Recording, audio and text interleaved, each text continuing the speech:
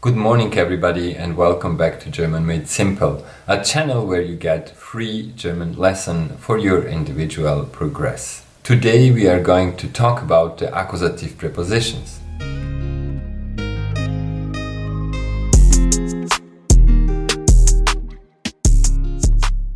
Until now you should be able to define the subject through the nominative, wer oder was. You should be able to define the verb also, and you should be able to define the direct object or the accusative object. Today we're gonna see the accusative object after the accusative prepositions.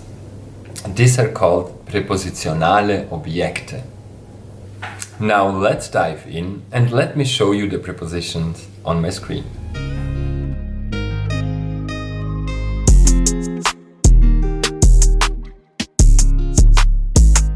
As I already mentioned, the accusative comes always after some accusative verbs or some accusative prepositions.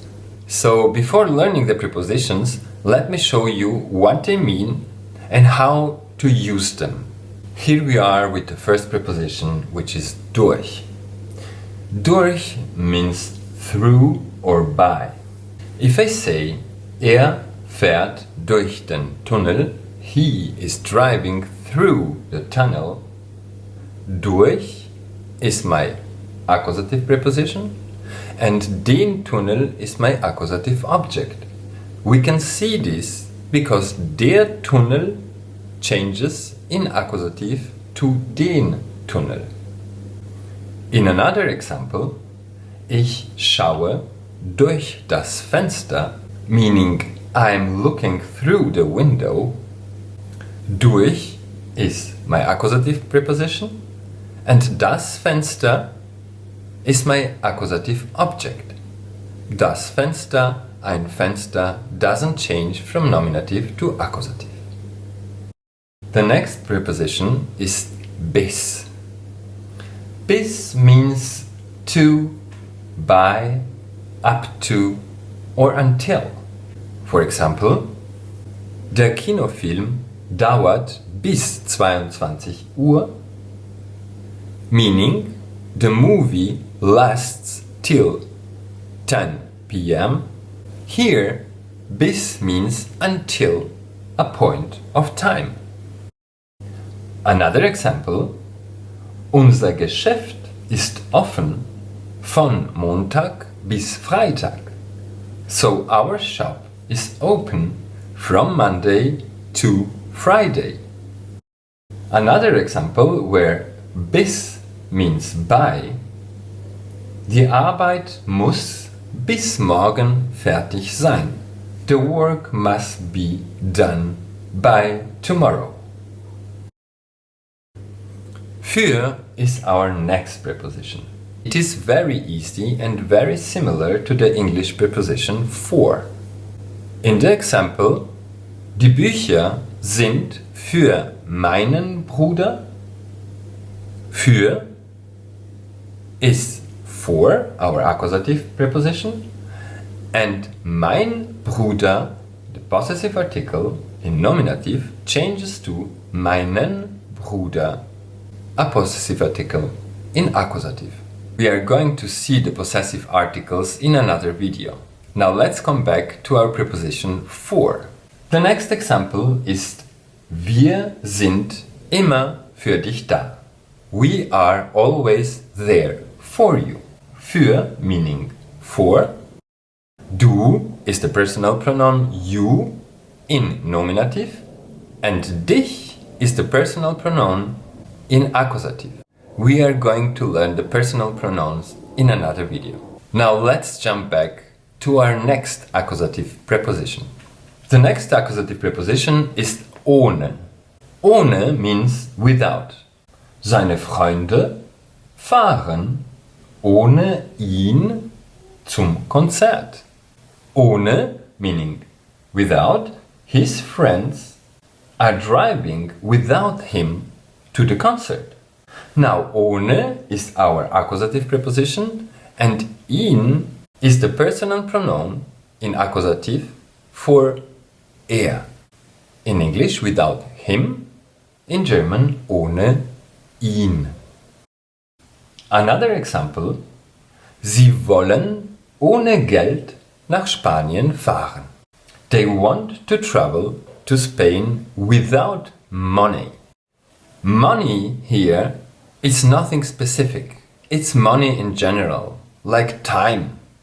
We don't need and we don't use an article here.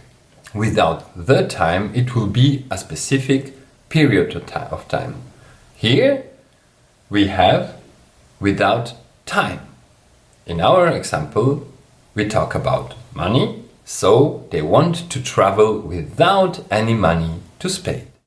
The next accusative preposition is means at or around. Is used for time and more specifically for a precise point of time.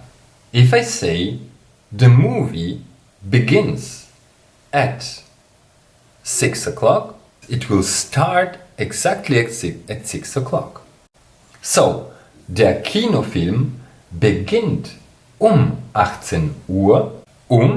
Is our accusative preposition, and then we have a precise point of time. Meaning around can be understood as following. Die Apotheke ist gleich die Ecke. The pharmacy is just around the corner. Here is our preposition and die Ecke doesn't change because the feminine article in singular doesn't change from the nominative to the accusative.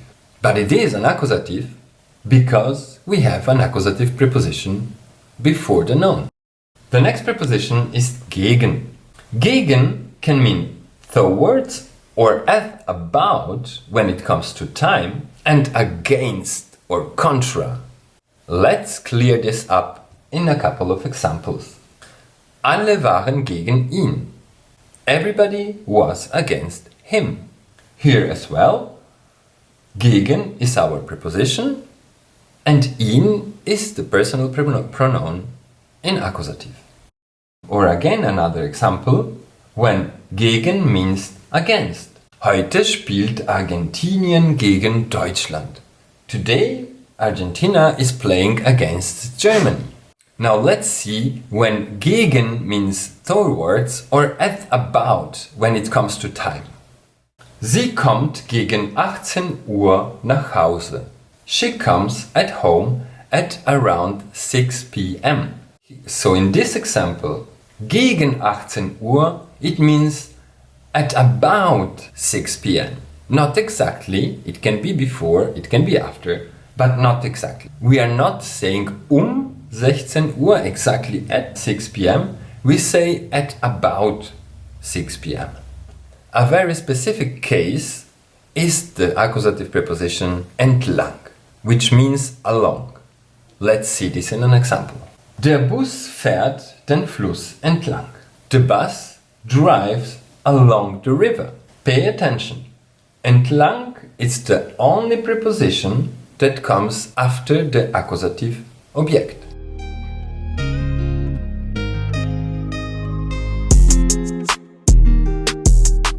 So now that we saw the accusative prepositions, that we understand what they mean, and that we understand how to use them, let's see the exercises.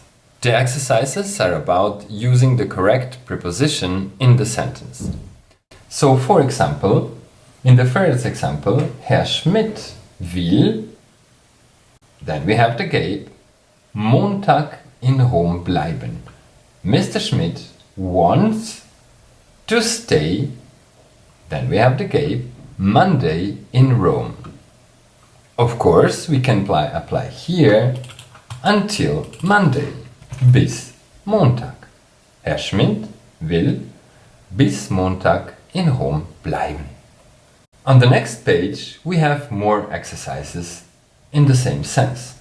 For example, das Geschenk ist, then we have the Gabe, meinen Vater. We see here, meinen Vater is already in accusative.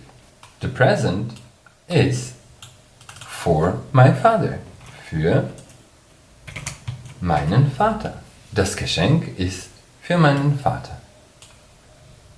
And here you can see the last page of the exercises. Please learn the exercises, try to understand them, and apply them in a correct way. So my advice to you is to pause the video, take a screenshot, but copy the exercises by hand. This way you will see the exercises, read the exercises, copy them, write the exercises, and if you speak them aloud, it's the best way to learn.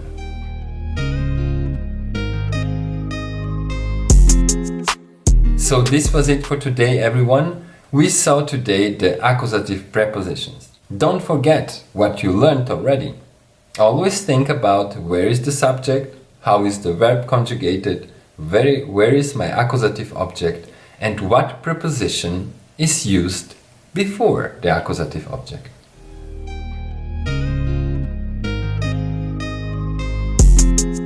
If this video was in any value for you, if you learned something from it, please give it a like.